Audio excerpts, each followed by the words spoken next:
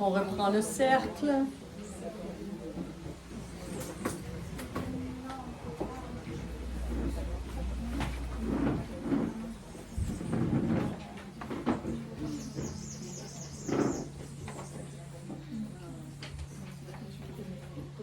L'importance de l'ancrage.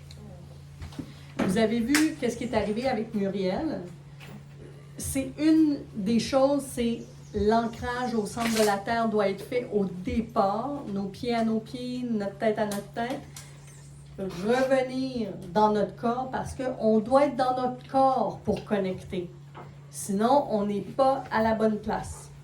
On doit être ancré parce que c'est plus que l'ancrage est profond, plus qu'on peut connecter en haut. Alors, c'est un mouvement d'élastique. On se connecte au centre de la Terre, ensuite on peut monter et connecter à l'univers. Ce qui est important, c'est de comprendre son mécanisme d'ancrage. Il y en a qui ont besoin de plus d'ancrage que d'autres. Donc, c'est là qu'il est important de bien se connaître et de faire notre ancrage à 100% au centre de la Terre. Ensuite, une fois que nos racines sont bien connectées, là, on peut ouvrir nos canaux de médiumnité. On peut les faire par l'écriture, on peut les faire par le ressenti, on peut les faire par des visions, on peut le faire par ce qu'on entend. Donc, tous les mécanismes de clairvoyance sont bons, mais c'est important que vous vous ancriez bien profondément au départ. Pour ceux qui ont de la difficulté à un bon ancrage, vous pouvez tenir la pierre de protection. Il y a des pierres qui sont des pierres pour nous aider à s'élever et il y a des pierres qui sont des pierres de protection pour protéger le canal pur. Quand on travaille avec le cristal, c'est un élément qui travaille un peu tous ces éléments-là. Donc, il travaille autant à nous aider dans la connexion qu'à purifier le canal. Quand on travaille, par exemple, avec la sélénite c'est comme un quartz, mais il est opaque, hein, il est blanc, il capte le mal.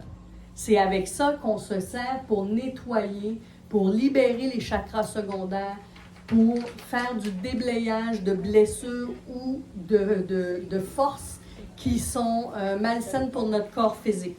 Alors, on va travailler à ce moment-là avec la sélénite. Quand on travaille avec les autres pierres, on peut travailler avec les autres pierres pour une pièce, pour un endroit, pour augmenter l'énergie d'un endroit, ces choses-là. Donc, chaque pierre a sa propriété. Vous pouvez lire là-dessus, vous pouvez prendre le livre des pierres et des chakras. On a le sel en arrière, donc la pierre de sel, elle nettoie, d'accord? Elle est faite pour nettoyer, mais vous n'oubliez pas, le sel, c'est le sel. Vous devez la nettoyer à la lumière. Si elle devient sale, donc si elle est plus foncée et malpropre, c'est qu'elle a pris de l'énergie. À ce moment-là, on doit la mettre à la lumière pour la faire se nettoyer. Laissez-la pas là parce qu'elle va fondre. C'est du sel. Donc, vous allez avoir des taches de sel partout. Non? C'est une lampe de sel fait son ouvrage, fait son nettoyage, vous la nettoyez après, mais elle ne doit pas rester toujours à la lumière parce que là, vous allez la liquéfier. Est-ce qu'il y a des gens, par rapport à l'exercice qu'on vient de faire, où vous avez entendu vos blocages, vous avez partagé à 2, vous avez partagé à 4, est-ce qu'il y a de l'information que vous aimeriez partager pour le groupe?